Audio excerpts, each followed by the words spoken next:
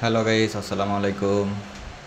আজ আমরা নাইস 3000 কন্ট্রোলের মাদারবোর্ড সম্পর্কে ধারণা নেব। আমরা দেখব মাদারবোর্ডের কি পোর্ট আছে।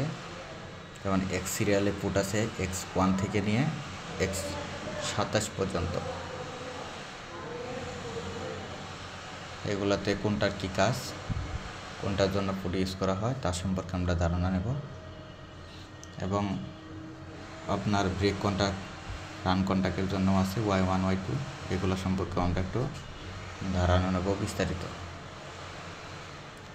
তো আমরা শুরু করা যায়।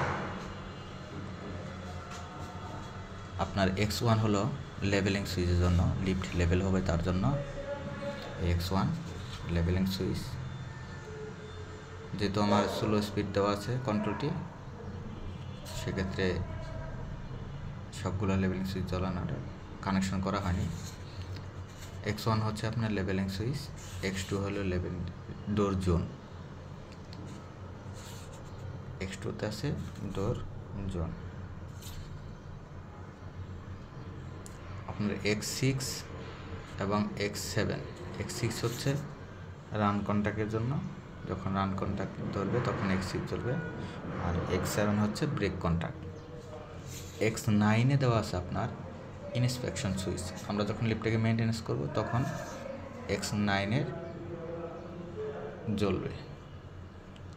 আর X10 হলো আপনার আপ কল, আর X11 হলো ডাউন কল। X12 হচ্ছে আপনার আপ লিমিট, X13 হচ্ছে ডাউন লিমিট, আর X14 হচ্ছে আপনার আপ সোলো, 15 হচ্ছে ডাউন সোলো। তারপর আমরা বাকিগুলোতে ইয়ারটির কানেকশন দিতে পারি, বা X20 হলো ইয়ারটির কানেকশন, এটাও দেওয়া যাবে, সমস্যা নাই। X25, 26, 27 এগুলো হচ্ছে সেফটি। X25 আদার্স যত সেফটি আছে, আপনার স্পিড গভর্নর, বাবার স্প্রিং, আদার্স যে সেফটিগুলা, এগুলোতে X25-এর সাথে কানেকশন হয়।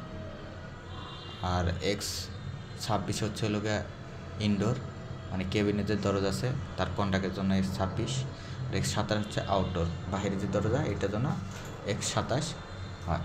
আর Y1 Y2 হলো আপনার, Y1 হলো আপনার রান কন্ট্যাক্টের জন্য কয়েলের Y1 থেকে কানেকশন করা হয়, এবং ব্রেক কন্ট্যাক্ট হলো আপনার Y2 থেকে কানেকশন করা হয়। তো বন্ধুরা, আজ এই পর্যন্তই। যদি এরকম ভালো ভালো ভিডিও পেতে চাও, কন্ট্রোল সম্পর্কে ধারণা নিতে চাও, তাহলে পেজটি ফলো দিয়ে রাখবে এবং লাইক কমেন্ট শেয়ার দিয়ে পাশে থাকবে। সবাই ভালো থাকো, সুস্থ থাকো। আসসালামু আলাইকুম রহমতুল্লাহ।